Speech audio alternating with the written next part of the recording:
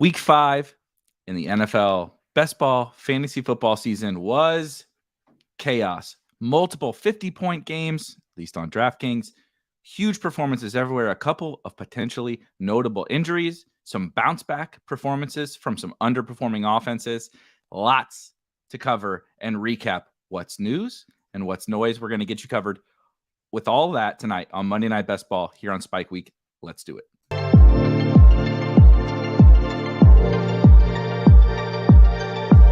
3, 2, 1, liftoff.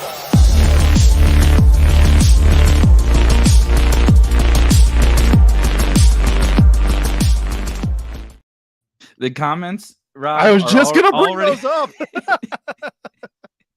The comments are very clearly ready to talk about the Bengals. I think that's a sign of how bad the first 4 weeks were for the Cincinnati Bengals, that everyone is like, are the Bengals back? Are the Bengals back? Was that real? I am excited for the Bengals. We talked about last week. We'll just pull no punches. We'll dive right in to week 5 and particularly the Bengals, because of course I think they're the most notable story. We talked, as I said last week, where this was do or die. I mean, this was about as do or die of a game as you can get, both from a real life NFL angle and through the fantasy lens for Cincinnati. Of course, T. Higgins was out, but the Bengals needed to show something. They certainly needed to win for their season-long hopes, playoff hopes and everything. But from a fantasy angle, we needed to see something from Joe Burrow and Ja'Marr Chase in particular. Of course, we did see that. We saw that and then some from Ja'Marr Chase. I don't want to start the show throwing cold water on a guy who drops 50 in fantasy, and I am, maybe not to your extent, but I am as big of a Ja'Marr Chase fan as there is. I have nothing negative to say about him. Also, the memes, the tweets, and everything, the posts, the interviews from Ja'Marr Chase. I mean, this is what the NFL needs. We need this more than we need more Taylor Swift bullshit from the NFL. The Ja'Marr Chase, I'm always fucking open. The Ja'Marr Chase tweeting out 7-Eleven 30 minutes after he was in the locker room 100%. He was sitting at his locker and he Google searched 7-Eleven on his phone and tweeted out a picture of 7-Eleven. Was already saved. He had that shit ready. That's true. That's true. He definitely was ready for that one. But amazing performance. I do think so. Two sides of this coin with the Bengals. Like I said, we're diving right into the Bengals because they are the biggest story, in my opinion, of a big week with lots of stories in week 5. But them bouncing back, of course, is huge. Joe Burrow, I'll actually start there. I think Joe Burrow looked better in week 5, and not just in the box score and all of that. I think I do a show every Sunday afternoon / evening on Sirius XM radio, and that game was still going on when we started our show. And that was kind of some of the things we talked about at the very beginning was the Bengals are scoring some points and Ja'Marr Chase is going off, but Burrow's moving and Burrow's stepping up in the pocket and Burrow's evading the rush and Burrow's doing some of the things that where we've become accustomed to seeing with Joe Burrow. He is not Lamar Jackson, but he's actually a pretty good athlete. And a big part of his game is being able to, move around in the pocket. And he just wasn't able to do that before. He let it rip a few times, including on a long touchdown to Ja'Marr Chase. So I think that actually, in a funny way, despite the fact that Ja'Marr Chase scored 50 fantasy points, it was the biggest story for me. Okay, I do think Joe Burrow's starting to get healthier. That being said, the Ja'Marr Chase was incredible, and he is incredible, and I think he showed you why you drafted him 2nd overall or 1st overall or whatever. The Bengals are not out of the woods yet. This was a good matchup, and they did what they needed to do. They did not perform that efficiently on offense. Quite frankly, everything outside of throwing the ball to Ja'Marr Chase was really bad. Joe Mixon is really bad, real bad. Burrow was fine for fantasy, but not amazing. I think they are really, really going to be interesting to monitor. I don't think you should be worried about Ja'Marr Chase. I think neither of us were super worried about Ja'Marr Chase, but I'm just most fascinated to see like this point now forward, where the first month it was everybody pressed the panic button, and then this week everybody has released the panic button and said, "Yep, Jamar Chase is the man." But I think the actual answer is like kind of somewhere in between. They're better than the first month, but they're not this. Where do they ultimately lie is the tale of the best ball story for the Bengals offense. Well, just to go back to the Joe Burrow thing, I was feeling better about him throughout the day, and then he took off for like a 9 or 10-yard run somewhere in that wheelhouse, and I'm like, okay, that's what made me feel good. He's confident enough to take off on that scramble, run downfield. I think we're pretty much out of the woods with that calf injury in terms of production. Still probably some monitoring from their side of things. In terms of the Bengals, everything you just said is true. The other thing that concerned me when I was watching that game for the Bengals is that offensive line. It just feels Still bad. It's just still so bad. And that is going to be the crux of the team, I think, if we're not seeing production going forward. I mean, it's going on in the comments right now. People are arguing back and forth over, are they good? We kind of baited them with the headline, with the Bengals back headline. Yeah, they played the Cardinals. The Cardinals suck. I mean, we know the Cardinals suck. They're more fun than we thought they were going to be, but they're not a football team. They're better. They're a better suck than we thought that they were, but it's not amazing, right? They're not the Giants, right? They're not that bad, but they can push back a little bit. They're going to punch, right? It's not going to be a first round, knockout, but they're not amazing, so to that point. So but I think they're going to be fine is the point I was making. I think just because it's the Cardinals, I think we should read into this a little bit. I think the main point to read into is Joe Burrow looks more healthy. Because 2-3 weeks ago, if he was playing Arizona the way that he was playing and the way he was moving, that's a different game yesterday. They probably do lose, or they eke it out a little bit, or it becomes a little bit more difficult to eke out that victory. I think the main takeaway is he does look healthier. We know that the Bengals are going to have issues all year, but production-wise, I think there's going to be more good weeks than bad, but I think there are still going to be some mixed in bad weeks because of that offensive line.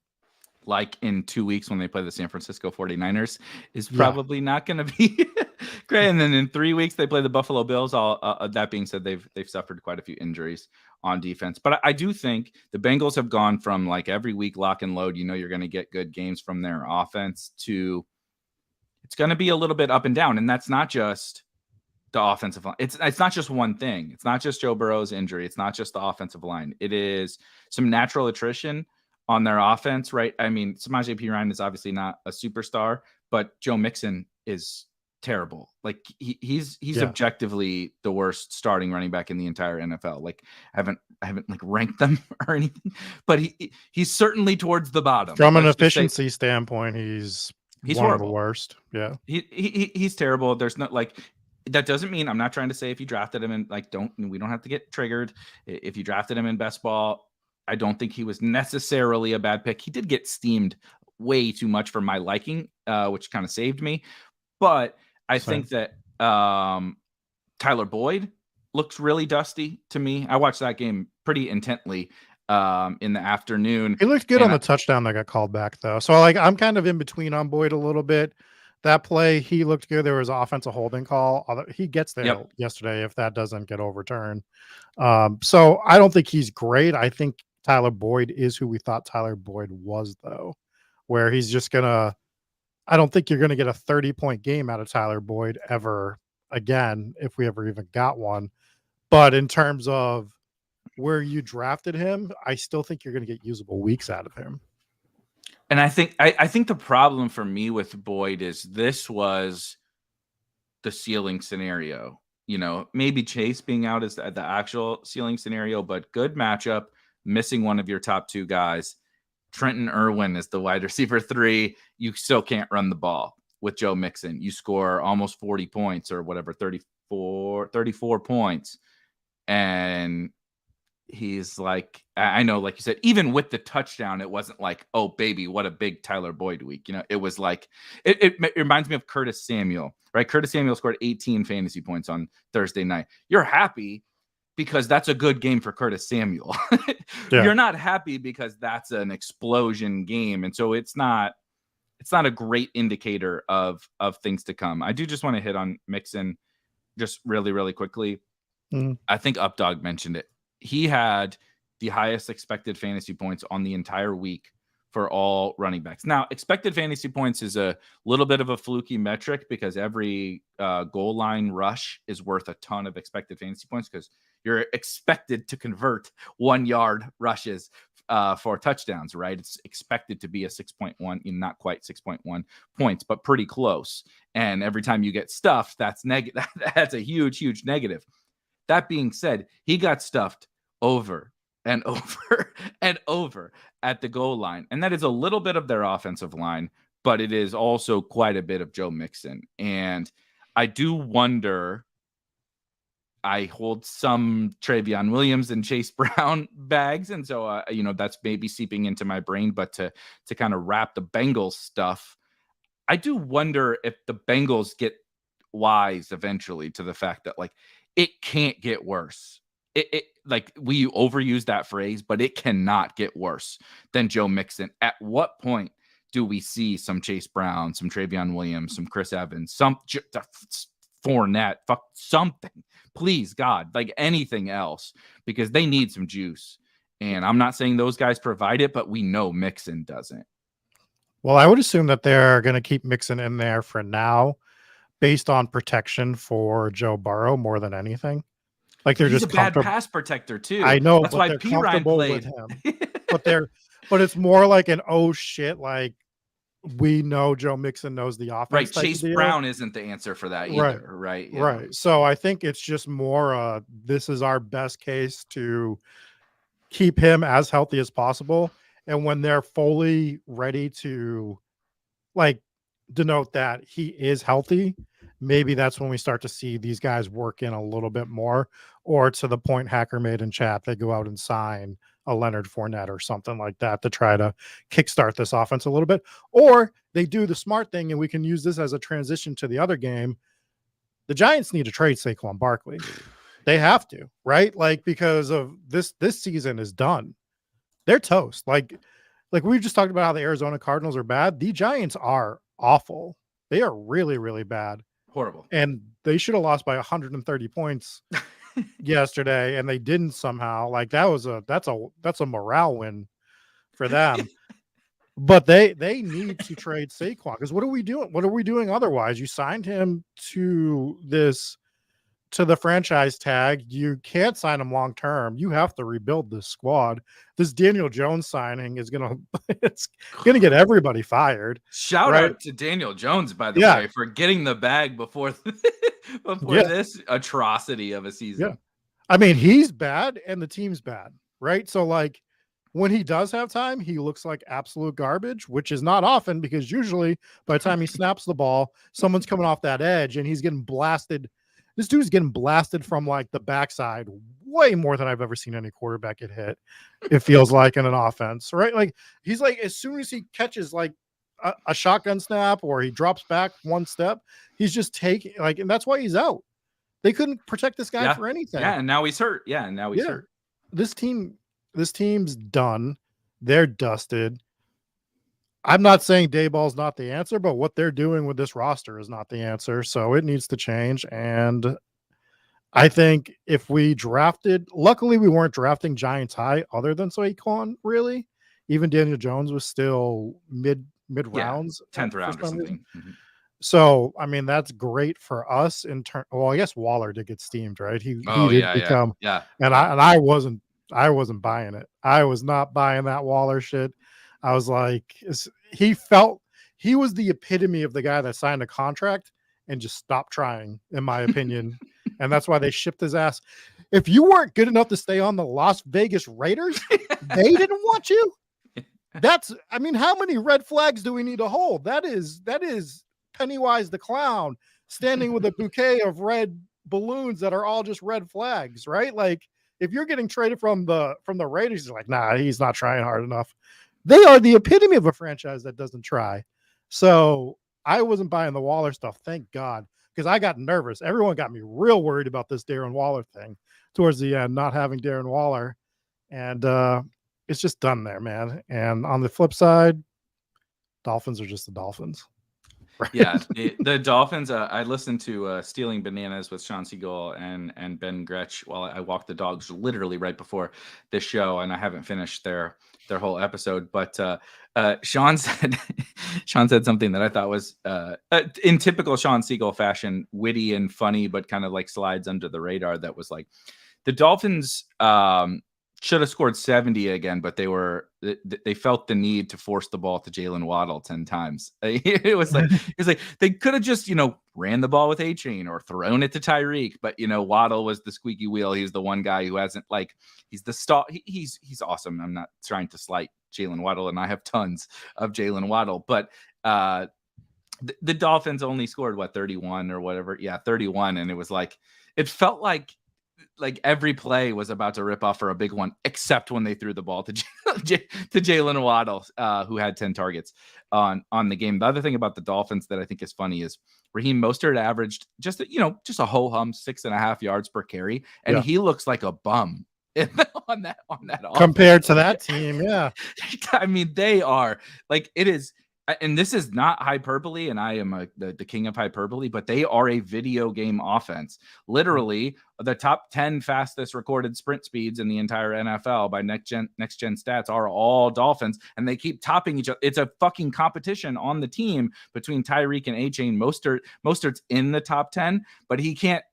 He's not fast enough to match. It's basically Tyreek and A-Chain, matching each other each week to see who can run the fastest sprint speed, and Tyreek broke it this week with 22 miles per hour with football pads on. And I believe that was also when he got an IV and had to take his shoes and socks off and didn't put his socks back on because they got the ball back. So this dude recorded the fastest sprint speed in a game, I believe, in the history of the NFL, certainly this year, after just getting an IV and without socks underneath his cleats. The Dolphins are they're a meme, dude. They are a Madden offense. And their issue, of course, when we get later, we'll talk playoff best ball ton and all that kind of stuff. Their issue is, of course, the defense. That is a big problem for them as a team. But the offense let's caveat Tua a little bit, because both of his interceptions yesterday were really bad throws. Really bad throws. He is not Patrick Mahomes. So I think we need to get that out of the way as well. He's like souped up Brock Purdy to me. He fits this offense. He's left-handed, a minority Brock Purdy. He is so accurate. He makes really good decisions most of the time. He gets the ball out fast, and he knows his role. He's the point guard, right? He's John Stockton. He's he's Mark Jackson. Dude, my job is to pass the ball to Reggie Miller and watch him shoot a three, right? My job is to get the ball to Kobe and MJ and that, and get it out. Don't take hits, all that kind of stuff. I actually really like to probably relative to market, but it's not because Mahomes wins the games by himself. Yeah. Tua wins the games just knowing his role. You know what I mean? On the field. And I think he struggled with that last year, right? He took all those hits. He was scrambling, getting smoked in the head, all that kind of stuff, holding the ball too long. I think this offseason and last season, suffering what he did really helped him, and certainly helped his NFL longevity, because he realized buddy, stop taking these hits to the head. But I think that he has grown a lot as he understands his role in this McDaniel offense now. Kind of like I said, that's what Purdy is. We hype Purdy to no end, but Purdy is just John Stockton, dude. I got CMC and Ayuk and Debo and Kittle. Just get it out, get it to those guys. I don't gotta solve world hunger. I just got to give it to the guys who can do it. And I think Tua has figured that out as well. So I'm still excited for him and the Dolphins. Their defense is a disaster, but the Giants the Giants are, like you said, it's over. It's a miracle they have the one win. They probably wish they lost. Even have that. They were down 28 at halftime or something like that to the Cardinals in that game. It's bad. I agree with you. I think Waller was actually probably a little under drafted in terms of his ADP at the very beginning of the summer, but then everybody got hip to that like really, really fast. And the upside just got zapped out of his price so quick, particularly on DraftKings and drafters, I believe. And I didn't. Sometimes you get lucky, right? I'm not lucky on some of the guys I took a stand on. Right. I'm lucky. I am pretty lucky, honestly, on some fades. We mentioned Mixon and Darren Waller, who got steamed up, and I just didn't really get any of. And it wasn't because I didn't see the ceiling. It was just because they got steamed so quickly. And the Giants are a mess. I am still hopeful for like the super duper late round guys. You know, like if you happen to correlate week 17, you know, with your Rams, the Rams are definitely going to be high advance rate players in Kyron, Puka, Tutu, whatever. Cup might get there eventually. If you have Wandale or Hyatt or whatever, I still would be hopeful for that, but it's like strictly a week 17 thing. It's not a season long thing. The Giants look like a mess. Was there anybody else, moving away from those two, that like really jumped out this week that was something that you wanted to dive into? Real quick, I just want to hit one more thing on Miami. Mike McDaniel has become my favorite head coach in the league. His post game interview. Yeah. So when he was asked about having more yards than any team in NFL history through 5 games, his quote was, "Mission accomplished. Our whole goal this entire offseason was statistical output through 5 games." And I don't know why, but that quote had me fucking rolling last night. So good. That's so good. It's just so good. Little concerned about the Achane injury. He did come back. Oh, yes. So we got to monitor what's going on there. Jeff Wilson can be activated from IR in the next 21 days, I believe. He still did not practice last. I'm glad you brought that up because I'm an idiot and I should have remembered that. But Achane is the MVP of fantasy so far this year, particularly best ball. Like it's not even particularly close. And we have no idea, right? We're recording this on a Monday. Nobody has news or whatever. But one thing I will say, like you said, I love McDaniel. He is amazing. He's probably the best NFL head coach from obviously an entertainment perspective, calling plays and stuff, but his interviews and everything are just absolutely incredible. But I believe they asked him today about the Achane injury, and he said something about like, I don't want to speculate on what his injury was. And I wanted to say like that you're his coach. You are the person who is supposed to he got an MRI, right? Like he talked to your trainers and your trainers talked to you, I would assume. So like you're the person that's supposed to speculate, you know what I mean? Like who is going to speculate? Is he going to get is Achane going to come up here and get interviewed? How else are we supposed to find out about this? So it's really, really murky still. We have no idea if it could be nothing. Like his injury could literally be nothing and he got pulled in the fourth quarter because they were up a bunch and the game was over. Or it could be serious, right? If you go search the Twitter docs, it was anywhere from nothing to like, oh man, is he going to have to go on IR? Which means like we don't fucking know anything, basically. And so that's the biggest news to monitor this week, like by far, because if you go look at all the top teams and on drafters, in regular season best ball BBM, the winning team in your in your 12 team league or whatever, it probably has Achane because he has just been that good for his cost.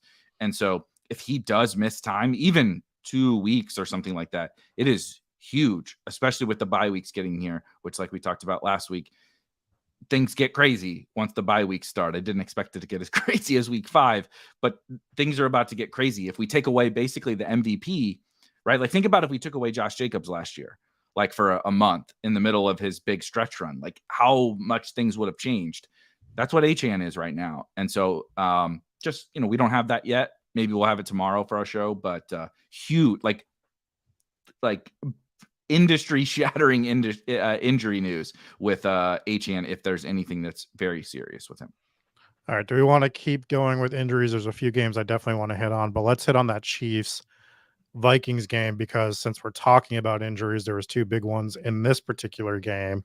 Travis Kelce looks like he probably has a high ankle sprain, which is not great. They said low. Oh, I saw handful. high. So if it's low, then that's better. I was seeing high earlier today. So he's not playing Thursday is what I would assume. Like, I don't know how you play him Thursday against Denver.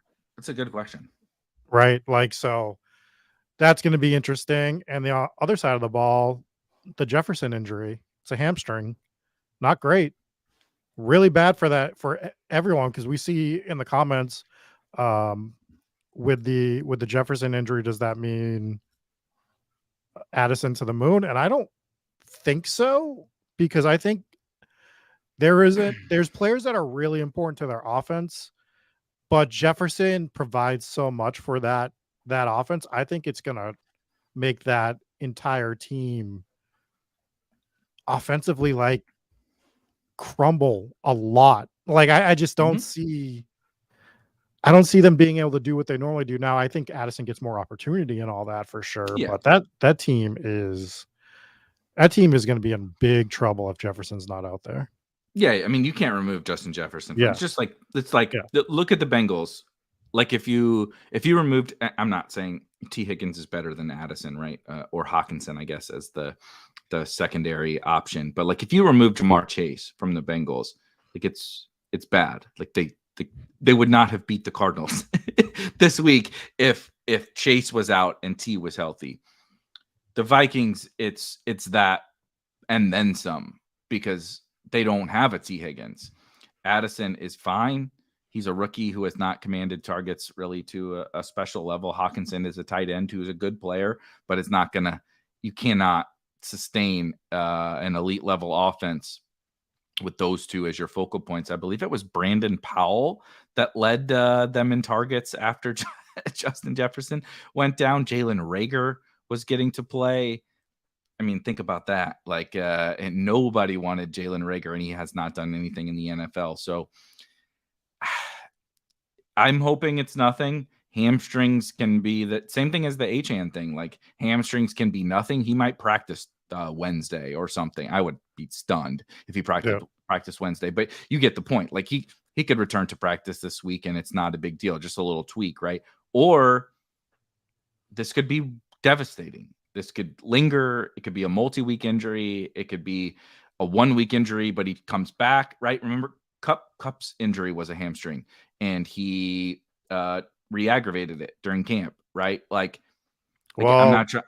Have you read into the Cup stuff? It goes a little bit deeper than that. I have not.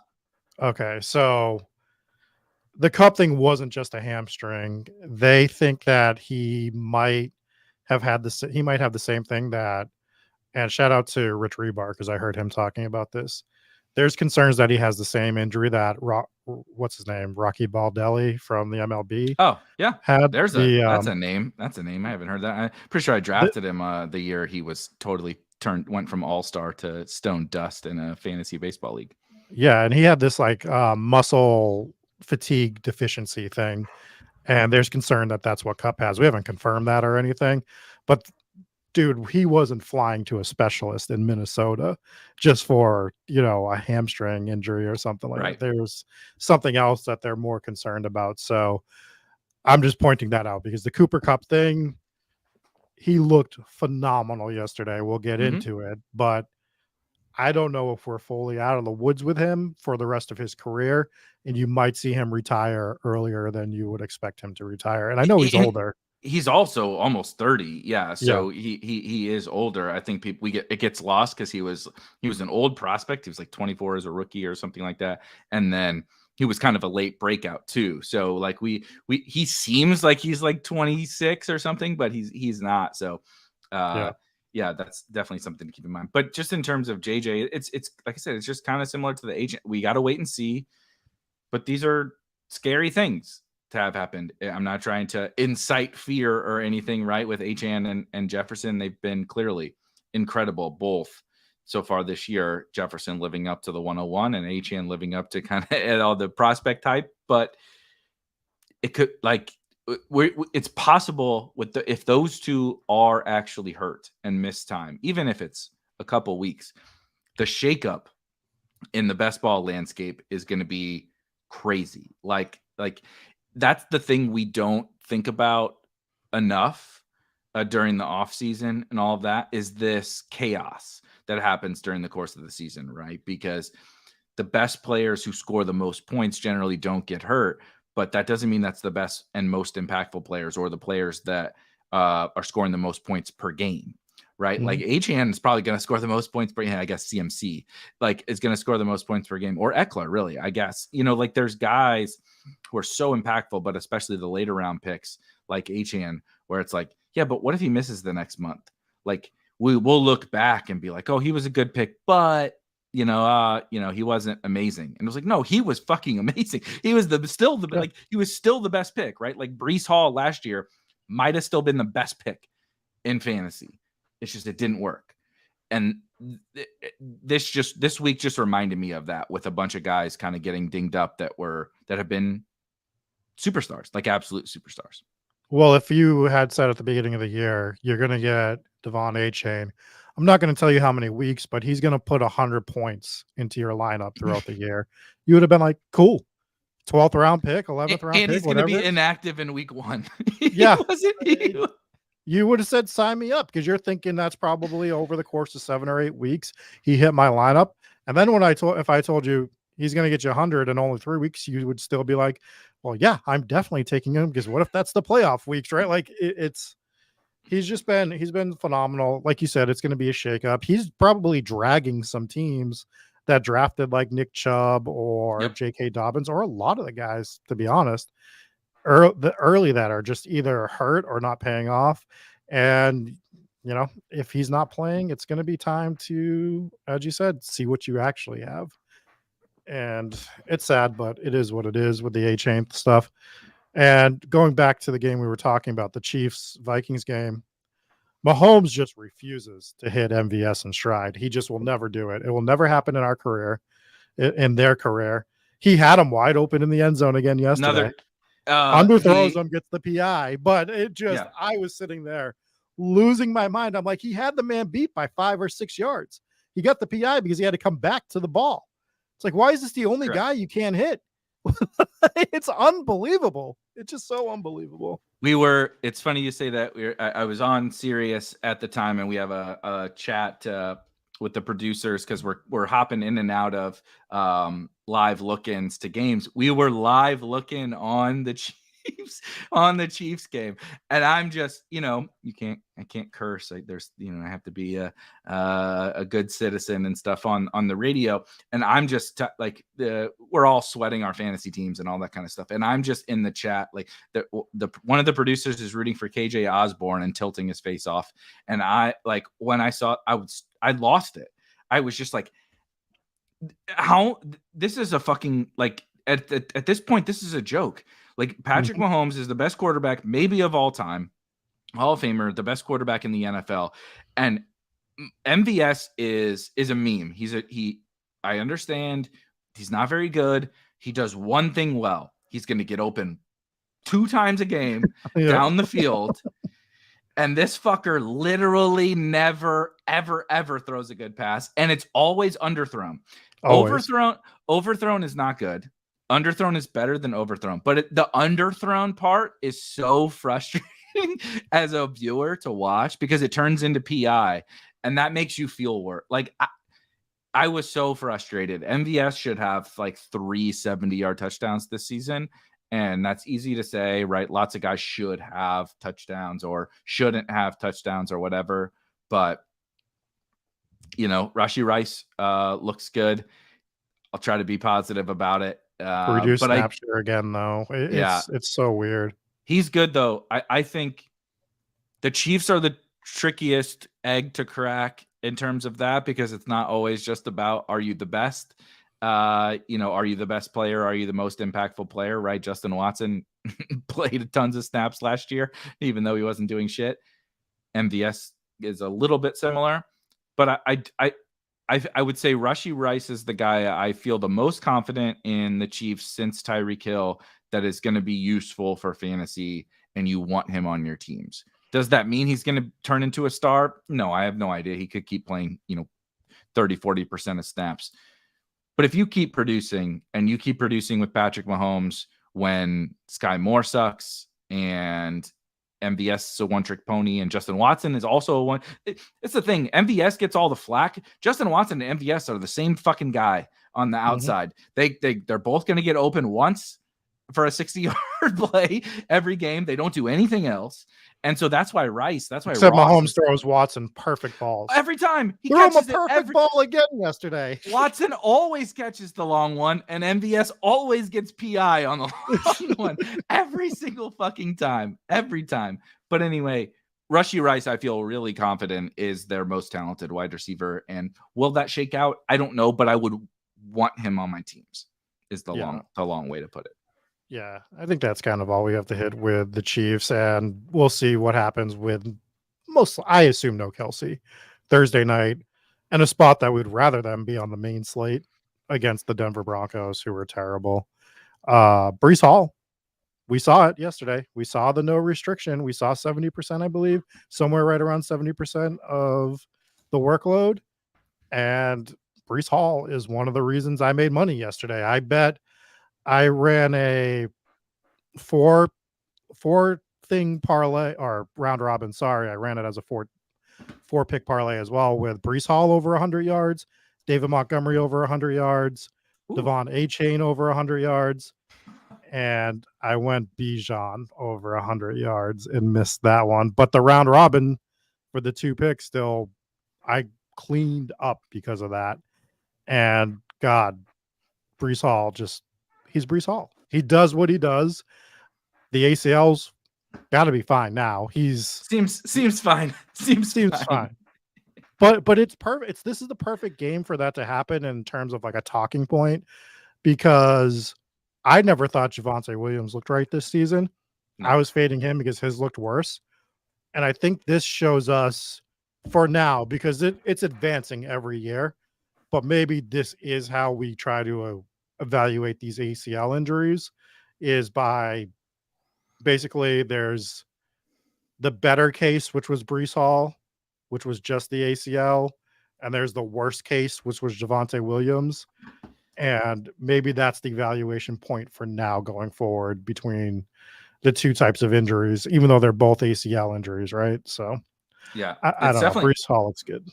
It's definitely possible that and maybe we'll get some. I have to hit up oh my gosh, I'm forgetting his name, but had him on a show last summer. He works for the Fantasy Footballers, but he's Matt Betts, right? I believe Matt. I think so. Matthew, really sharp, really sharp guy. I have to bring him back and see if we can deep dive into some of the knee stuff, Achilles stuff, and all that, and see kind of what has changed or whatever. Because I totally agree. I mean, these guys are coming back from ACLs faster than, right? Like, that's another thing with prospects. I talked about this a little bit in the Discord, which of course there's a link to in the description, but talked about how just like shit changes, right? Like, we can't hold on to our priors forever about how we analyze the game of football. Look at some of the guys who are popping up this year. Tank Dell, 5'8", 175 pounds. Josh Downs, same thing, right? 2-2, getting to play every snap for the Rams. Kyron Williams ran a fucking 4.840 or whatever at the combine. Like, and he's small. I mean, Tyreek is 5'8". He's stocky, but still, the Achane is like 185-pound running back or something like that, is like unheard of, right? Like, that's not a thing. He got knocked for that. He got knocked for that not just by us as fantasy football bros, but by the NFL, right? He's clearly an awesome NFL running back, an awesome NFL offensive player, but things have changed. The game of football has changed. Now, Achane in particular is in the perfect situation. And so, if Achane was on the Giants, we wouldn't be having this kind of conversation like we are with him doing what he's doing on the Dolphins. But shit has changed in the NFL. You don't have to be Calvin Johnson to be, a great offensive player and a great fantasy asset. On the flip side, with the injury thing, is like, that shit has changed. ACL done. ACLs used to be like career ending. Yeah, it was done. like you may never come back from in your career with an ACL injury, but like it has changed. Science has changed. Science it has changed. These guys are coming back in 6 months. Cam Akers, the Achilles was a killer too. The Achilles even more so. You were easy done. career. 2 years for sure. Career probably. Cam Akers came back in 6 months. Now he looked like shit, but like to come back from an Achilles tear and play in NFL football games and get the ball 20 times or whatever is unbelievable. That's like impossible to fathom for me as a guy who like my back is going to crack and my ankle's going to crack when I get out of this chair after the show is over. Like it's unbelievable, that thing. So we have to adjust our priors.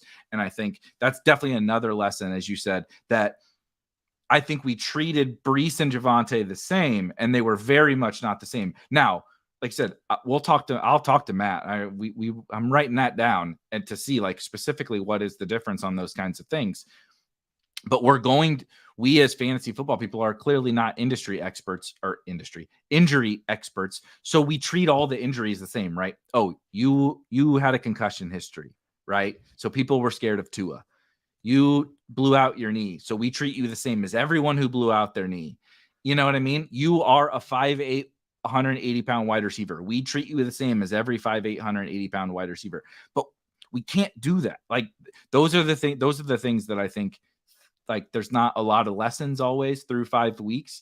Those actually are some of the biggest ones. And so I'm glad you brought up the Javonte versus Breece one, because it's actually like a huge macro thing that we can learn from just 5 weeks. Yeah, I think it's something that we're going to be able to take advantage of for a year or two before everyone catches on, right? We find these things. We still see advantages. You want to know what shocked me the most? I promise I'm not going to go back to this game, but just to show you that there's always going to be slight edges here and there. I played the afternoon only slate in DFS yesterday, and I put Jamar Chase in the afternoon only slate, assuming he was pretty much a lock button for everybody. In the single entry that I put him in, I think it was the $50 or $100, he was only 40% owned in that tournament. And I closed my fucking laptop immediately. I played the afternoon because my teams were okay, but I wasn't going to win everything. So I was like, I'll play the afternoon. I was like, I'm going to fade Chase because I think he's going to be like 75%. I had him on one good team in the main slate. I'm going to fade Chase because I think he's going to be like 70, 75, 80%. It just seems too obvious on a 4-game slate or whatever. Yeah. And like you said, same thing. Open it up. I'm like, oh God, what did I just do? what did I just do? Not playing him. So to that point, yeah, I had the same thought yesterday. But the point that I made, it was crazy. I was just like shocked. I still didn't win because I sucked. I made a lot of money elsewhere, but I played Josh Dobbs, so I'm right there with you. It's okay. There we go. The point is there's still going to be edges, and it's like finding the edges that we can, whether it's best ball, DFS, but for us specifically best ball. For me, I went and listened to some doctors over the Breece and the Javonte thing because I honestly was worried about both of them because I still had that prior in my head of ACLs just being so bad at the beginning of the summer. I did. I can admit that.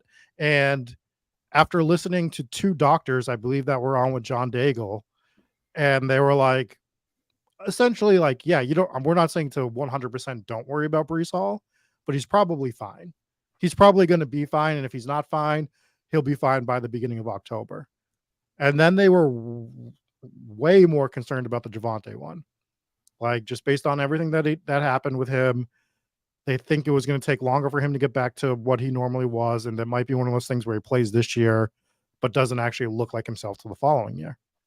That one interview changed. That was that feels like Michael Gallup to me, who did not look like himself last year. I know he sucked last night, but he has looked really good actually, despite limited production so far this year. Same thing where I'm like, it was that extra 9 months or whatever, like made all the difference for Michael Gallup. But that interview alone with people that know more than me, that are in this field of work, not letting my priors get in the way and being more open-minded to it, allowed me to get on. I'm overweight on Breece. I don't know what my exact number is off the top of my head, but I still didn't draft Javonte, and it feels really good. It's not a victory lap. It's more about when you get new information, finding out how to process that information properly and what the source is of that information too. When I have two doctors that are agreeing on this is the potential path, and they never said it was 100% path, by the way. They said there's still shit that can happen to either of these guys. Yeah, I mean, we don't through. know. Like, that's the thing. We're working with incomplete information, right? Like, we're not in the fucking training room. We also aren't Javonte Williams. I can feel my body. I can't feel I can't feel how he feels. So we're working with incomplete information, but we have to use all that information to our advantage, which is exactly what you're saying. Yeah. So, I mean, make sure that as you're going forward, as you're drafting teams, whether you're drafting resurrection teams, whether you're drafting playoff teams, and most importantly for next offseason, when you start drafting these teams, there's going to be guys on ACL injuries. It just happens. Like, we're going to see some more this year. It's unfortunate, but understanding what the different ACL injuries are, because they are not all created equally, and what that timeline path is and all that stuff, that's how you evaluate this going forward. And I think it's going to allow you to make some good decisions going forward. Breece Hall in the 4th round feels like a really good decision right now. The offense isn't good, but he's just an explosive player. Javonte Williams, and when he got moved up over, I mean, no matter where you drafted him, but he got moved up because he started playing in preseason games. Mm-hmm. He got moved up a lot. And we were really, really worried about that one. So I think you can start to assess and learn and try to listen to the doctors that actually come on and talk about this stuff and see where you are at and learn how to process information. That's my point that I'm making. I'm glad you said that, because that's what I was going to say is, look, this game of best ball, this game of fantasy football is fun. We all take it if you're watching this, you're clearly taking it seriously. You're one of the sickos like all of us. But at the end of the day, we're all going to be constantly wrong about like specific individual player evaluation, right? And I am the king of being wrong about some of my biggest takes. Rashad. Okay, so let's run through it actually really quick. Rashad Penny, inactive on game days that I was drafting frequently in the 11th and 12th round. And when I say frequently, I mean 30+% of the time in the 11th and 12th round. Damian Harris, splitting the secondary running back role on the Buffalo Bills, has scored a whopping like 12 fantasy points on the season.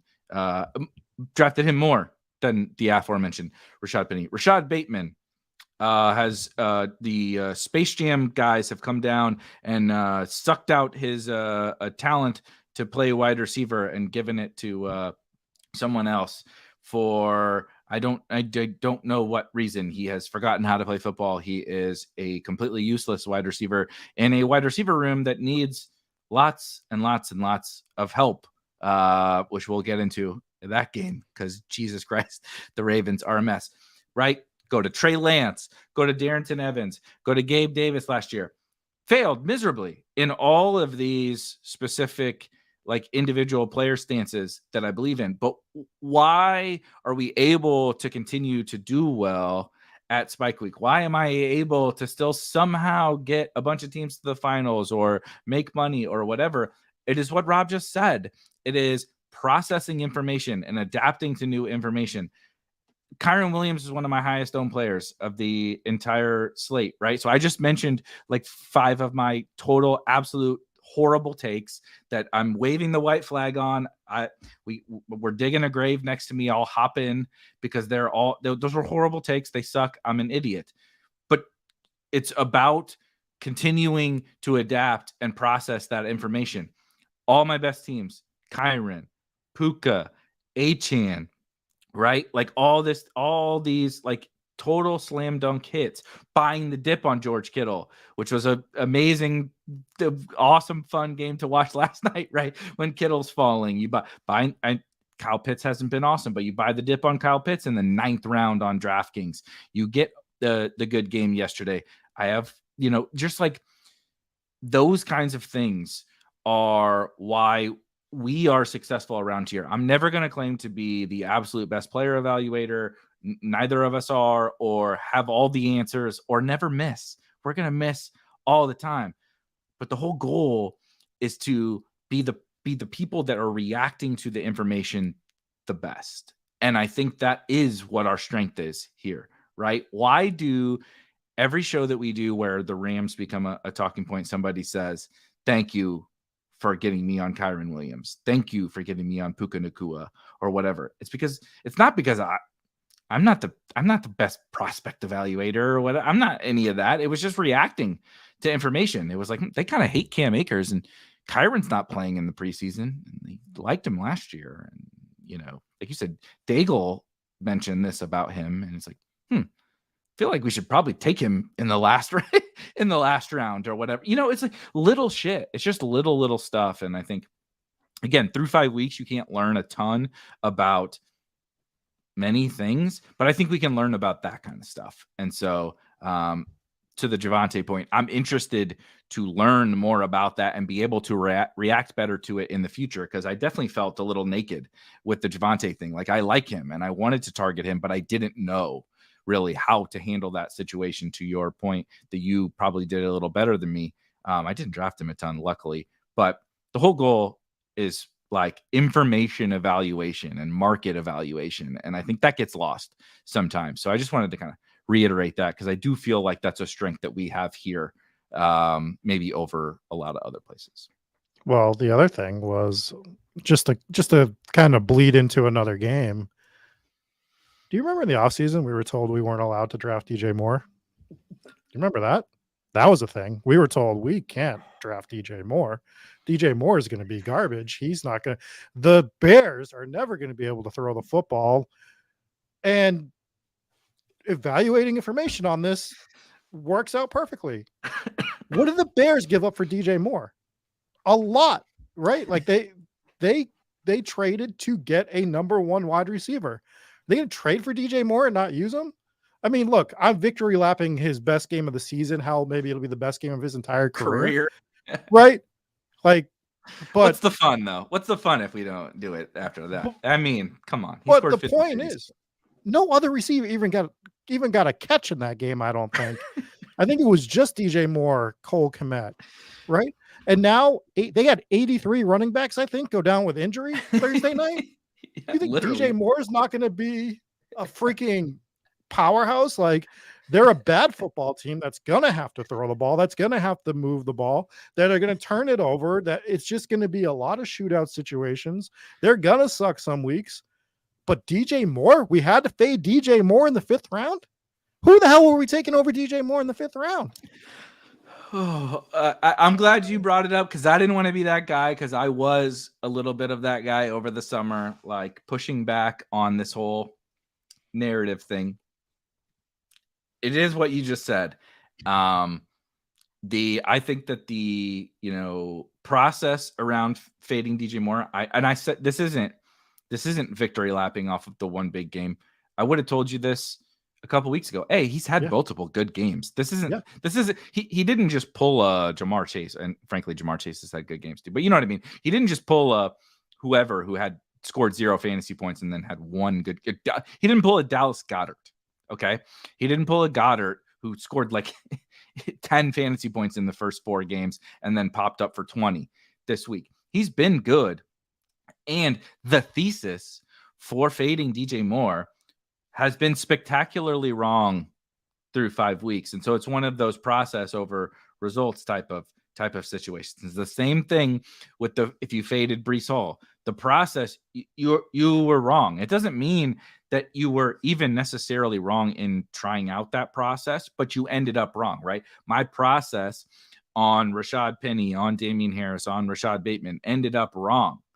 I'm happy to own that. It doesn't mean that you have to completely change everything you do next summer when you draft or whatever, but it is okay to admit we're all wrong about shit constantly. And DJ Moore, everyone who said he was a bad pick was wrong. And I feel incredibly confident in saying that as well, not just from 5 games, but moving forward. The thesis was, remember the Bears' run rate last year, right? The whole thing. They have to regress so many percentage points from that run rate last year. It was like, that's not how this works. You don't like the team doesn't come in and say, we ran the ball 64% of the time last year. How many times do we want to run it this year? Should we move it to 55 or what? Like you have to stop anchoring to last season with different players on the offense, with different coaches, with players getting better, with a bad team. They were bad last year. They're bad this year too, but they were bad. Do you think that they said, let's replicate what we did last year? We had the first overall pick in the NFL draft. Let's do that shit again because that worked so fucking well. Like, why do we in fantasy get so tied to that 1 year thing? It's like, no, you need to start at like league averages and say, assume every team is going to do the league average thing. And then you work off the information that you have. You say, okay, I know the Chiefs, right? I have a pretty strong foundation of what the Chiefs are going to do from a pass rate, run rate perspective or whatever. And like we didn't have that much information on the Bears. And then we didn't have any information on the Bears with DJ Moore. We had Fields and Mooney and a few games of Claypool. Like we didn't have any information. We have a lot of information that DJ Moore is #good at football. He's good at the game. We know he's good. And so 8 for 230 and 3 is not going to happen probably ever again in his career. But he's good. He's good at football. They're not going to run the ball 80% of the time. It was one of the flaws we have in fantasy football. I got plenty of flaws. Look at Rashad Penny. I'm willing to buy the hype on some guys, and I lose sometimes that way doing that. But we in fantasy football sometimes also do the opposite of being like, look at last year. You can't possibly buy this hype on this DJ Moore guy, right? Like, how could you ever do that? Did you see how much the Bears ran last year? It's like, guys, that's not the end all be all. There's so much nuance to all of this. Like, look at Mark Andrews a couple of years ago. The Ravens were historically run heavy, more so than the Bears for multiple years, and had the same OC and had the same personnel. And then guess what? Fucking chaos. Lamar gets hurt. The defense gets hurt. Everything goes awry. And Mark Andrews breaks fantasy. They are one of the biggest lessons so far this year. I think the Bears, no matter how it goes the rest of the way, I feel very confident that we, assessed that one in a pretty good manner and didn't buy into the whole projection spreadsheet nonsense. Yeah. And I think even stuff that where we didn't hit on, right, has the chance to still work itself out. The flip side of that, because that was my range right there, was the DJ Moore, Drake London, Terry McLaurin range. I think everyone remembers that was like my 3 guys in that spot, and I usually wanted to try to get 2 of them. And the McLaurin stuff doesn't look great right now based on the way it's going. It's not terrible, but it's not great based on target share stuff and everything. And I think that's going to fix itself. I think Bieniemy is going to have to look at this offense going forward and realize that he has to target these guys a little bit more. He ain't in Kansas City with Justin Watson and MVS anymore. He has some real players on this team. And Logan Thomas is not Travis Kelce. Like, right. My Logan Thomas bags appreciate the 12 targets or whatever, but that's probably not the best way to operate an NFL offense is running it through Logan Thomas and Brian Robinson. Yeah, right. And I think that's going to get reassessed. And if it doesn't, it doesn't. We're not going to hit on everybody, to your point. But understanding how to evaluate some of the stuff that we're going to get wrong. We all got shit wrong. It's going to happen. But I think there are some, like the DJ Moore one is, to me, is glaring. Like, it was just like always going to be, even if they didn't pass a lot more, he was still going to get his targets because he's DJ Moore and Darnell Mooney's the other guy on the team. Exactly. Right. It was okay. Why was it okay to draft Brandon Cooks in the 5th round last year? Right. No one said boo about Brandon. Everybody said you can't draft Gabe Davis in the 4th round or whatever last year. Everybody said it's fine to draft Brandon Cooks. It's fine to draft Allen fucking Robinson, who's barely in the NFL anymore, wasting away on the Steelers. But we can't draft DJ Moore like in the prime of his career with no target competition. It's like, I just feel like sometimes I don't want it to sound like super negative, but we get out over like it's fancy play syndrome. It's a little bit of fancy play syndrome with guys. DJ Moore is a star by all intents and purposes, all the metrics, playing in Carolina with the biggest joke of a franchise, and they're still a joke that we're seeing now. We'll talk about them probably here in a minute. Like a joke of a franchise has been awesome for fantasy and basically paid off his draft cost despite like that offense in Carolina and better target competition. Now, we're also not even seeing Justin Fields. Maybe we are starting to see Justin Fields take a leap. But the other part of his draft cost is ceiling, especially in best ball. You don't just draft for your expected production, right? Then it would be an easy game. Deontay Johnson, fucking sign me up in every draft, right? Because I know I'm gonna get my 12 points a game or whatever. But like, it's not just about that. It's about trying to find league winners and guys who can really win you tons of money. If Fields took a leap and you bring DJ Moore in and the whole offense takes a leap, it's like, I don't know, why can't Fields be the guy going with Hurts and Allen and all that kind of stuff at that 2-3 turn? And why can't DJ Moore be that second round pick next year? Like, I'm not saying that's likely, but I'm saying that was in the range of outcomes. And we just ignored that because like the Bears run too much, the Bears run too much. And I just think it was a miss by the whole space. And I'm not saying I like have 100% of either of these guys. Of course. I mean, I was more of a late round quarterback guy anyway, but I got receipts. I got receipts of look at Eric Blindfor's DJ Moore exposure. What a dummy or whatever. And it is what it is. I got lots of bad picks in my exposure, but I think that from a process perspective, I feel like sometimes we miss the forest for the trees. We cut our nose off to spite our face, all the stupid cliches. And DJ Moore's probably one of those where we got really, really, really anchored to last year with the Bears when like Jerry Jeudy was going in the late third. Did we not watch the Broncos last year? Like, why was that okay? Yeah, but I DJ didn't Moore, understand the Jerry Jeudy one. But DJ Moore at the 4-5 turn was bad. Like, you know what I mean? It's one of those things. It's not just, oh, was he a good pick or a bad pick? It's like, yeah, but like, look at everything else. Look, like, why were all these Cooper in the late third just like standard practice, but DJ Moore at the 4-5 turn was bad? Like, so it's all of that comes into play in this conversation. Yeah, I think there's a lot of examples of it, and we'll get into them throughout the season. Same guys that were telling us not to draft DJ Moore were saying to draft Antonio Gibson over Brian Robinson, that type of stuff. And the same guys who were drafting DJ Moore were fading Adam Thielen to the point of somebody in the chat, and that was me. And I do want to talk a little bit about that. Yeah, because, I was fading Thielen too, which is bad process, I think. I think it's interesting. I'm really interested to see how Thielen plays out over the course of the season, because what I will say is he's better as a real life football player than I gave him credit for. And I don't know what the fuck happened in Minnesota the last 2 years, because I think just eye test, hand in the dirt, he looks pretty good actually.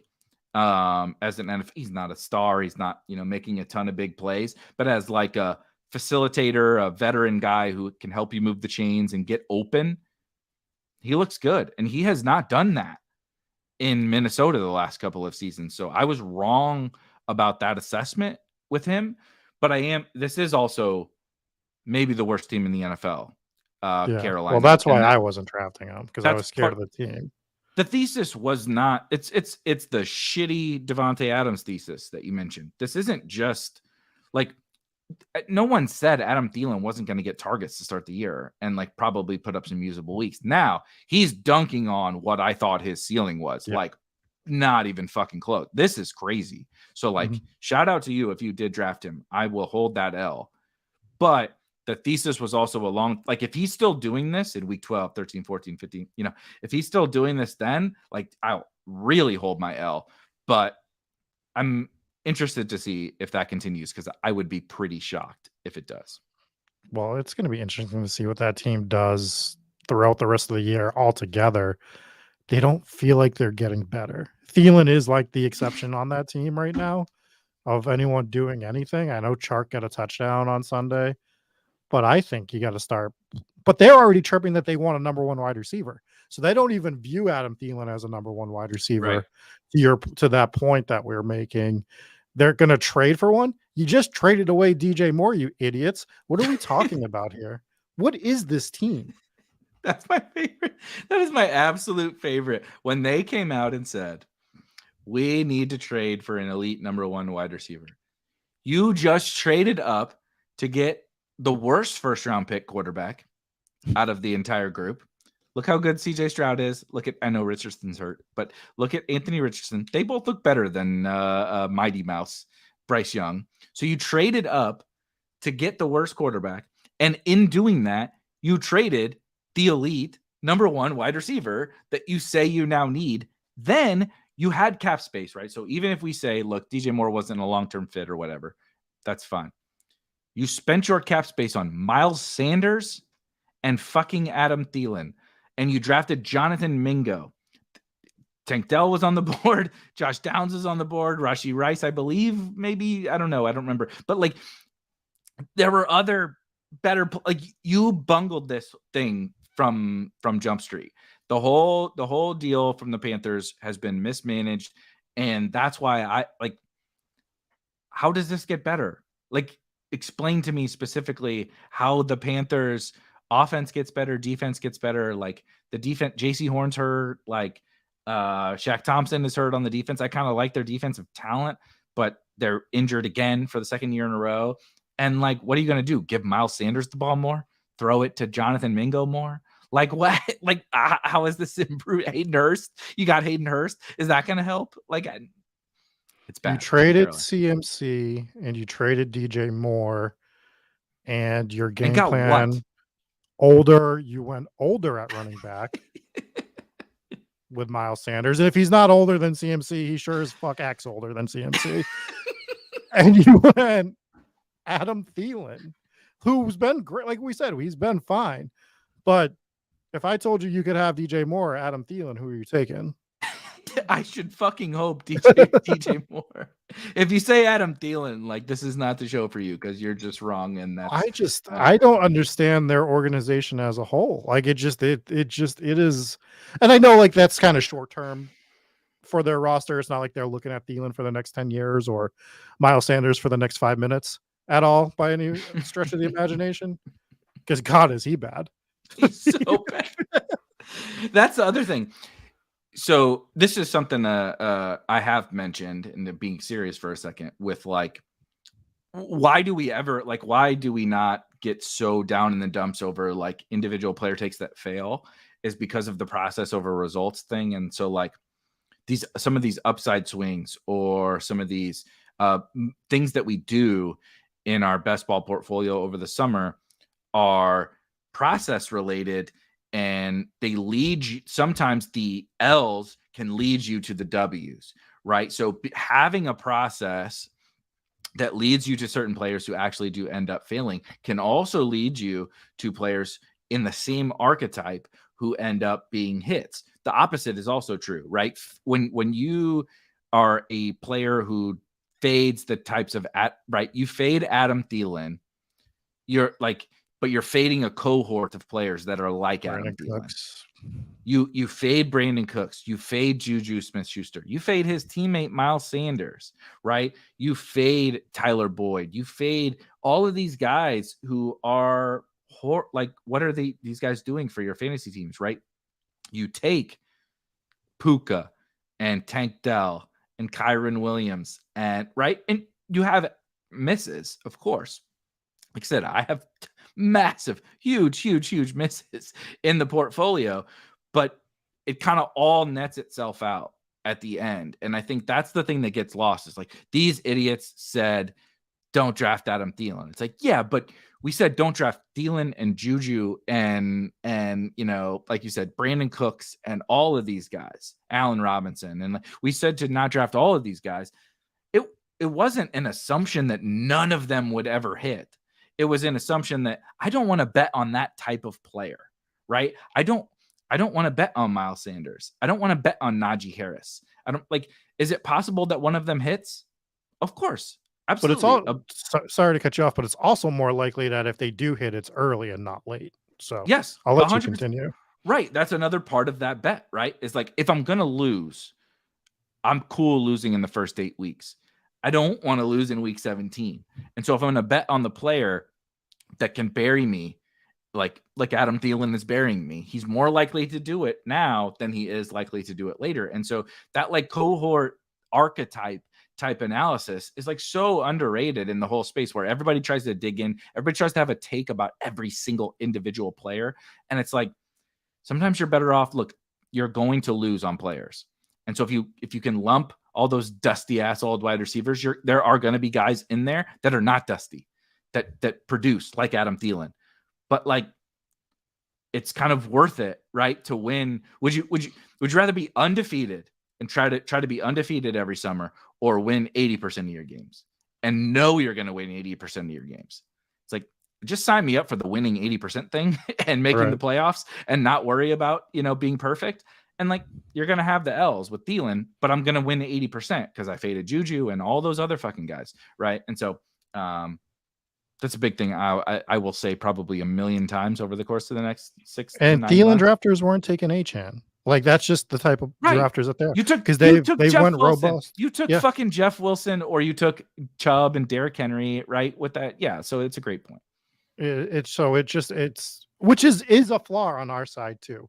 And we've addressed this before, where we get so player driven and it actually hurts our constructions a little bit, and trying to fix that. It's a whole thing I don't want to get into right at this minute, but it is something to be cognizant of when you're drafting these player groups, and maybe thinking outside the box a little bit.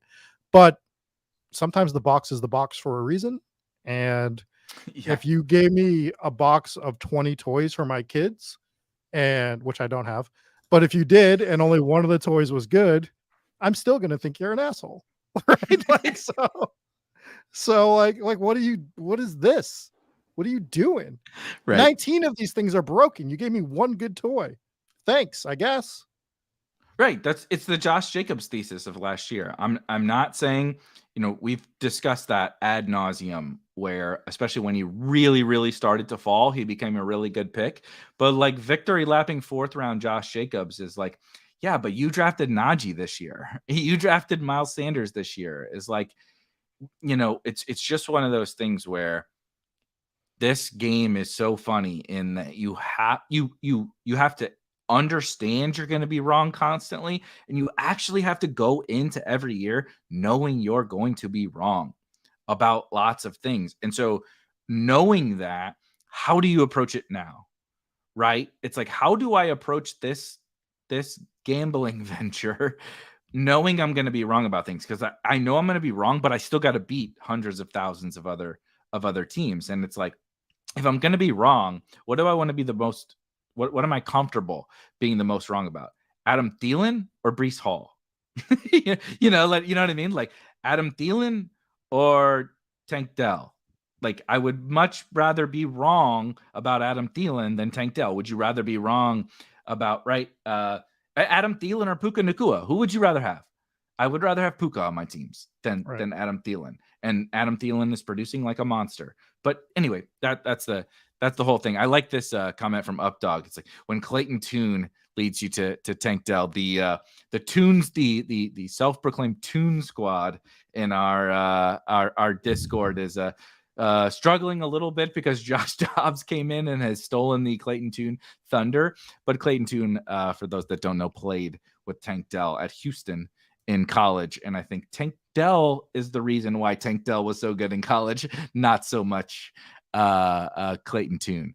But a couple other quick things I do just want to touch on before we get out of here. Anthony Richardson, injury looks like possible IR. They haven't mentioned exactly what's going to happen with him, but he needs to learn to stop taking hits and slide and stop taking meaningless contact on. I know his first injury was a touchdown run, so I can't really get too upset. But this one was a 2-yard run where he tried to run somebody over that I don't think he needs to be doing. But bad for your AR teams, but actually probably good for your Josh Downs, Michael Pittman, and such teams. And I think the Colts are pretty interesting with JT good back for your now, Jonathan Taylor teams. Zach Moss is not good for your Jonathan Taylor teams. No. Like, Jesus. The AR stuff, I wasn't drafting him. I actually looked to see what I had him at in Best Ball Mania today, 2% or something like that. I had my concerns. Almost none. Sorry. I just want to say I have almost none, and he was on my best weekly winners team. Chase, DJ Moore, Pickens, like just all these absolute smashes, and it was a solo Anthony Richardson team, which tells you about how brutal weekly winners can be sometimes. Yeah, I'm not victory lapping. It's just I get more concerned with the quarterbacks that take contact because their careers hit a wall. Josh Allen is going to hit a wall in the next couple of years. Like, it might be 4 years, it might be 5 years. He's bigger too. He is literally Cam Newton, but you saw it with Cam Newton. Cam Newton is the epitome of the running quarterback that took contact, that constantly was injured a lot throughout his career, that he hit a goddamn wall. And it was he couldn't throw the football anymore. He literally couldn't throw the football anymore, right? We saw Peyton Manning hit a wall. He couldn't throw the football anymore, but that was much different. That's coming off like a ridiculous neck surgery, and he was in the league for 40 years as well. The AR thing concerns me because he's already gotten injured twice, and I don't know if he's going to learn. Like, we're going to see if he starts sliding and stuff. I don't know if he can flip his game.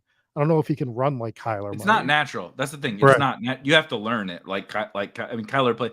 It sounds really cheesy or whatever, but Kyler did play baseball, and he's like 170 pounds, so right. he learned a little bit quicker than the average person. But it does take time, and we just talked about Tua. Tua had to learn in a different way. Of course, sliding too, but had to learn like, no, buddy, stop holding on to the ball. Just throw it.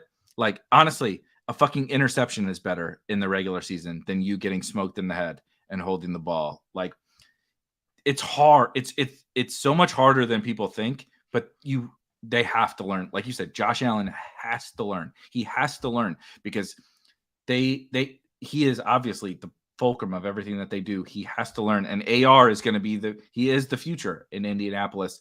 If he's only going to play 8 games a year, he's useless to this team. He has to learn, and it takes time. I mean, he's young. He's a young kid. He's played football a long time, and he's just been the biggest, baddest dude on the field, even in the fucking SEC. So it takes time, but he's got to learn. You're in the NFL now, and I do remember him taking another hit earlier in the year that he went down hard on his shoulder as well. And it's just like, dude, you cannot be taking these hits onto your right shoulder like that. It's like, and that's the thing. It's like always the shoulder for the quarterbacks because of how you go down. You almost always go down shoulder first when you go down, and then you're running a lot of the times in these tight, confined spaces. And so it is like almost always shoulder stuff, right? You constantly see quarterbacks getting shoulder injuries, which is also the worst fucking thing when it's your throwing shoulder. Like, that's very, very bad. I'm not saying it's not worse than head injuries, but you know what I mean? Like, in terms of bouncing back, it's tough. It's very tough. And I'm rooting for him. I like him. I love watching him play. I mean, I'm not going to anti-sweat him just because I have no Anthony Richardson bags. That's just not who I am. But he's got to learn to play smarter. He's young, so hopefully he does. What do you think about the Zach Moss performance in terms of JT? Selfishly, my best team on Drafters has JT some fucking how. I don't know how that's even possible, but I'm in 14th on Drafters in the $20 and their milli or whatever with the JT team. And so I'm trying to be logical about the Colts, and certainly Zach Moss going 23 for 165 and 2 touchdowns on the Titans with another 30 yards receiving, 200 total yards against the Titans when JT came back is not making me feel better about JT. But how are you kind of thinking about that backfield? I don't know, dude, because JT has to perform well for multiple reasons. This is big brain thinking. He just actually got a contract for a running back, which just doesn't happen anymore. And if he doesn't perform, he is killing the value to all running back contracts going forward. That is a great point that I have not thought about. You know what I mean? So, like, if he goes out there and Darren Waller's it and just phones it in, Like Saquon is calling him like, motherfucker, Zach Moss just ran for 165 yards. Get your ass out there, please. So if he cares about like the future of the position, and these guys do sometimes, some of these guys, they want to make sure that there are other people that play their spot. Like, hell, we have the tight end university every year where all the tight ends get together, jerk each other off in Kansas City or wherever it is. And, so these running backs, they need to band together. If I was any running back, if I was Josh Jacobs, Saquon Barkley, hell, if I'm CMC, I'm calling and being like, do you see what I'm doing for these 49ers? I was dead last night and I kept playing. So you need to make sure that your ass is out there and you're outperforming Zach Moss, who makes $14 an hour. Like, what are we doing here? So that's where I'm at with it. I think Jonathan Taylor has to perform. So we'll see. I also think the Colts have to, you don't give a running back that, especially after the hoopla that we just had in Indianapolis, the owner shitting on him on Twitter and in interviews, and JT walking around like a grandpa in camp, and like the whole thing was just a mess. And so we see this a lot with sports franchises, also not just with running backs or with contracts or whatever, but right, like the first round pick gets way more chances than the 6th round pick gets. Right. You know what I mean? Like Rashee Rice is going to get more chances than Justin Watson is, and I know Justin Watson's getting more chances right now, but like Justin Watson will get cut, right? Or Justin Ross, I should say. Justin Ross will get cut way quicker than Rashee Rice will get cut, because one was a 2nd round pick and one was an undrafted free agent. And that's just how it goes. And when you pay, right, because these guys' jobs are dependent upon, like, you just paid a running back $42 million, like he better be good. So if he's not playing and Zach Moss is playing, what did we just give him all this money for? And so I think he'll be fine, but it's a concern. I think it's a real, at least short term, it's a real concern, because like, dude, we're 5 weeks in and Zach Moss just keeps balling. And like, I didn't see this coming with Zach Moss. Certainly I did not see this coming with Zach Moss. Hacker letting me know that I clearly did not see it coming, because I have the best JT team on all of Drafters, which is going to be really great when I go to the bank to deposit my Sklansky bucks when JT does fucking nothing all season. Like, congratulations, you have the best Jonathan Taylor team on Drafters. Here's 68th place or whatever, you know what I mean? Same thing with this. Nobody has Olave either. Congratulations, you have the best Chris Olave team. The Saints fucking suck on offense. Like, congratulations. But I think the Colts are going to be interesting. At least I wanted to bring them up because I do think that's they got to ramp his workload up over the next few weeks. I don't think he's going to go out and get 80 touches, especially because now they know they don't have to give him 80 to 90% of the touches next week. So they're gonna slowly work his touches up. They're gonna wait for the Zach Moss game where he fails, which will probably be soon, and then they'll turn it to Jonathan Taylor. And to this, do you think the Ann's comedy says, do you think the Colts would want to give him more touches after paying him 100%? Yes. Yeah, 100%. They know they just paid for the rest of the tread on his tires, is what happened. Yep. Like they're like, we are gonna ride these tires bald now because we got the warranty on them, and we're going to make sure that we use them for the next 3 years. And when we bring those motherfuckers to the junkyard, if anyone else puts them on their car, it ain't going to work too well. So that's what they're going to do with Jonathan Taylor. That is true. They went to Best Buy, and when you checked out, they would you like to buy the warranty on this iPod that you got or whatever? Absolutely, I would love to buy the warranty on this iPod. It's like they downloaded fucking so many songs illegally from LimeWire onto that iPod, and they were running that shit right into the ground, like you said. I just want to just a couple other quick things. You mentioned Breece briefly. And I do just want to say that as a Breece stan, that was really, really fun. That was a very fun moment of week 5. Breece doing Breece things. But 25 touches, I think, is the most notable thing, even more so than the 200 yards is more notable. because, they told us that the training wheels were off, but the training wheels were very much off. Dalvin is a very much an ancillary player. Michael Carter is long down in distance, third down player. So that kind of sucks, but Brees is not out of the passing game. He's not going to get the Broncos every week, who are just a joke, an absolute joke of a run defense. But, good things are coming for Brees. He's got a good amount of good matchups coming up really quickly. I just want to pull it up. Eagles this week is not good, but then Giants, Chargers, Raiders, Bills, Dolphins, Falcons, Texans. So, if you have Brees, I'd feel very, very good. And if you don't have Brees and you have a fantasy team, buy him when he fails next week. Yeah. And load up. If you want to get in on the Brees sweepstakes on a season-long team, you are going to have the next 7 days to do so because, actually not the next 7 days. I'm sure now is not a good time to buy, but you have a 2 or 3 day buying window because I don't think he's going to go nuts against the Eagles, but great things are coming. Then the only other thing I wanted to touch on before we get out of here is last night's game, the Sunday night football game, where, my God, the 49ers just destroyed the Cowboys. And I think the fraudulent Cowboys got exposed a little bit. They already got exposed a bit against the Cardinals, where when their defense doesn't score 2 touchdowns, they struggle a little bit. And I'm a bit worried about the Cowboys from a fantasy angle. It's easy to keep saying, yeah, but Tony Pollard's workload is great, and yeah, but Gallup looks good, and yeah, CeeDee's target share is great, and Ferguson, all that looks good. But they're at a certain point, you do have to put it together, and the schedule is not awesome for them. And I don't know. How are you feeling about the Cowboys? I think the 49ers did what the 49ers do. I feel great about them. Nothing has really changed. But how do you feel about the Cowboys? Because I do feel like it's a little concerning now. I mean, we're 5 weeks in and we're not seeing a lot here. Well, much like the Bengals this past week, the Cowboys do get the get-right game coming up this following week where they're playing the Chargers on Monday night, I believe. So this is the get-right game. This is the show us you can do it game.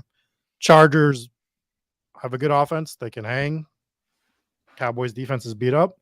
The offense has to show that they can do it. And this is the game they have to show that. The Bengals had to show it against Arizona. Cowboys have to show it against the Chargers. If the Cowboys offense doesn't do anything against the Chargers team, then I'm panicking. Yeah. Because that is the crux of the season for them, in my opinion. So we'll see what they do on Monday night. Other side of the ball, we talked really quickly about Brock Purdy, and I saw this comment earlier. Forgive me, I can't remember who it was. Comparing Brock Purdy and Mac Jones, and if they flip-flopped, would Mac Jones be doing what Brock Purdy's doing? The answer is no. And I was not a big Brock Purdy believer in the beginning. And then I was even more concerned with him based on the injury this year in the beginning of the season. That really concerned me. He blew out his elbow. Yeah. He had Tommy John, or he didn't end up getting Tommy John, but he basically he blew out his UCL. Pitchers miss a year in baseball for doing that, and he is basically a pitcher that plays football. Right. The reason why him and Mac Jones are not the same is because, and everyone's going to say I'm jumping to conclusions, but hear me out. Since Tom Brady came into the league, I don't know if I've seen another quarterback with field awareness as much as Brock Purdy at a young age. This dude, he's calm in the pocket. Now, also, I'm going to caveat it real quick. Obviously, he has one of the best offenses in the league with one of the best offensive-minded head coaches. That helps. But his ability to see the field, I think, is unlike any other young quarterback anytime recently. This dude knows how to go through his progressions. He knows where people are going to be on the field. He can clearly read defenses better than most young quarterbacks. He is a prodigy for that reason. I think he's going to be able to, even when he doesn't have these weapons, I think he can down throttle. He's going to be able to, if he has a defense sort of like Brady did in the beginning, where he could just play to the strength of the team, manage the game, or he can chuck it downfield if he needs to.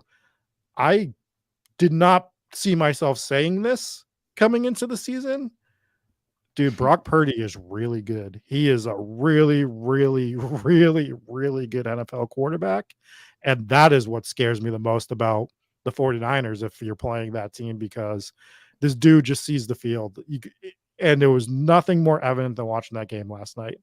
He could read that defense that is supposed to be one of the elite defenses, and I know they have injuries, but dude, he just picked them apart last night. And there's just no other quarterback that's really doing something like that anymore. That shit was free money for Brock Purdy last night against, like you said, what is supposed to be a top level defense. It was effortless. And I totally agree. So talked a little bit about this in the Discord again.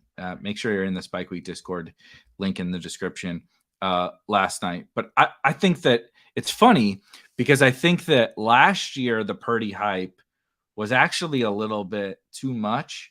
I think that he was a lot more of a guy who benefited from his circumstance last season. So when he comes on, of course, they get Christian McCaffrey. They have Debo and Ayuk and Kittle and Shanahan and a great offensive line and all that kind of stuff. And honestly, he made a lot of bad throws that didn't happen to get like intercepted or whatever. And he was okay. I think it was just that he was so much better than Trey Lance that we got excited, and the national media got excited for him. We all got excited for him. But I actually don't think he was awesome last year. But like that's also to be expected from Mr. Irrelevant rookie from Iowa State, right?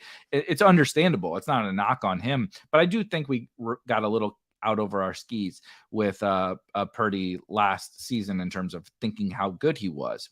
So I was, like being a little cautious coming into this year, as you said, because he fucking blew out his elbow in January or whatever. Like this wasn't like it seems like a sure thing now, but it really wasn't. No, the injury was very scary. Like we actually didn't know if he had played this year at multiple points throughout. Like it took a while to figure out exactly what was going to be the deal with Purdy. So anyway, we fast forward to this season, and as you just outlined, I've completely come full circle. I was being a little bit of a skeptic because of what I watched last season, and of course, it's easy to be a skeptic, right? It's the opposite of Mahomes. It's like easy to be a skeptic of a guy who has Kyle Shanahan calling the plays, an amazing defense, fucking Christian McCaffrey, Debo Samuel, Brandon Ayuk, George Kittle. Like, are you kidding me? It's like he's playing for the Monstars. It's like I should hope he's putting up, completing some balls. Like Jimmy Garoppolo did it, CJ Beathard did it, Nick Mullins did it. The only loser that didn't do it was Trey Lance, the guy who I drafted on all my best ball teams. But like I think it's totally logical to be skeptical. That being said, coming into this season, what he has done for 5 weeks, I think I totally agree with you. One thing I guess I will say, not caveat, it's the perfect marriage of player and system, and of course surrounding skill talent. But they mentioned it on the broadcast last night that Purdy said, like in an interview with Collinsworth or something, he was like, I know I don't have the strongest arm. I know I'm not the most athletic or whatever, but I'm going to do the things that, will help us win. I'm going to be accurate. I'm going to get the ball out. I'm going to get the ball to my guys. I'm going to make the right reads, all that kind of stuff. And he has really elevated his game, in my opinion, in that regard. And I love the late Mike Leach did an interview that is still my favorite, like one of my favorite football pieces of content ever, but around quarterback play, basically one of the air raid kings was Mike Leach. And he said, that, he always had these like vagabond quarterbacks, right? He had these they scored 40, 50 points a game in college. And he had these like 1-star quarterbacks, and but it was because they were 5'10", 180 pounds, not that athletic, whatever. And he was like, they were always like, what's your like quarterback evaluation process? And Purdy is the like perfect example of this to me. That was like, he said, I really don't care about anything except decision-making and accuracy. It's like all the rest of the stuff is just like, extra like fun. That's great. That's a bonus. It's a bonus if you're big. It's a bonus if you're fast. It's a bonus if you have a strong arm. But the only thing that matters for quarterback play is making good decisions and throwing the ball accurately. And Brock Purdy is that dude. He makes good decisions and he puts the ball on the money and he gets the ball to his wide receivers. He's not Josh Allen ripping it 80 yards in the wind. He's not, Patrick Mahomes running around, throwing the ball sidearm and all over the place, but he makes good decisions and he throws the ball accurately. And sometimes that is all the shit that matters, right? And like that's Joe Burrow, honestly. That's why it'll take longer for people to get on Brock Purdy. It's the same reason why people still have trouble naming Brady like one of the top quarterbacks of all time. Yeah. Because it's an immeasurables talent, right? Like you can't measure how good a quarterback reads a defense. He just either really can or really can't. Peyton Manning as well. The best quarterbacks of all time are that. They are that. They are the ones that can read the defense. They can go through their progressions. They know where their players are supposed to be. And you just can't measure that shit. Like you just don't measure it. And because you can't measure it, it takes people longer to come around on them. And some people will never come around on it because they didn't run a 4.4 40 because they're not 6'3", 210 pounds. So you're going to see Purdy still get, and I didn't come around to him until, the last few games. Me neither. Right? Like, because I didn't know what they saw in him. And then if you watch him play, you'll see it. Like, trust me, go back, watch that Dallas game. He's not going to do it every week. And to go back to the Mac Jones point, Mac Jones would have been better in San Francisco, right? But he wouldn't be Purdy because Mac Jones does not make the same decisions. And we knew what Mac Jones was coming out of college. Mac Jones was already at his peak. We already knew what Mac Jones was. And I've never seen a guy get hated so much in New England. We'll talk about that tomorrow as Mac Jones. But Brock Purdy is just a very, very smart quarterback. You're always going to feel a little uncomfortable drafting him or playing him in DFS because you're like, well, why do I like him? He can't run, really. He doesn't have the strongest arm in the NFL. He's just fucking smart. He's just fucking smart. Draft him because he's a quarterback and he's really smart. He knows how to read the defense. He slows the whole game down and he knows where to go with the ball. That's my little rant on Brock Purdy. I agree. I had my rant. You had your rant. That's going to do it. Everybody go enjoy Monday Night Football as much as you can. Packers, Raiders, Jesus Christ. Can we get some better primetime games? But go enjoy Monday Night Football. This was Monday Night Best Ball. We'll be back tomorrow. Spike Weeks, it goes every Tuesday night where we're going to start to break down the next week. We'll get into that. Is Mac Jones going to get benched again? Is he actually even going to start? Is Bailey Zappi going to play? Who the hell knows? We'll get into all that. Hopefully we'll get a little more news on some of the injuries and start to look ahead to next week. And to one of the comments in the chat, no, we will be to the Brock Purdy is primetime Matt Ryan. Fucking no. We are the Purdy slappies now. We went from the Trey Lance slappy. Let me tell you what, it feels far better to be the Purdy slappies than to be the Trey Lance slappies. That felt real bad. This feels a lot better than that. But we'll get into week 6 tomorrow. And yes, we will start to get into resurrections and in-season DraftKings drafts and in-season drafters drafts. We got all that coming. Also some NBA stuff. Everything is best ball season never dies, but it's also picking up a lot now that we've reached October. It's spooky season. We'll be back tomorrow. See you guys in 24 hours. Peace.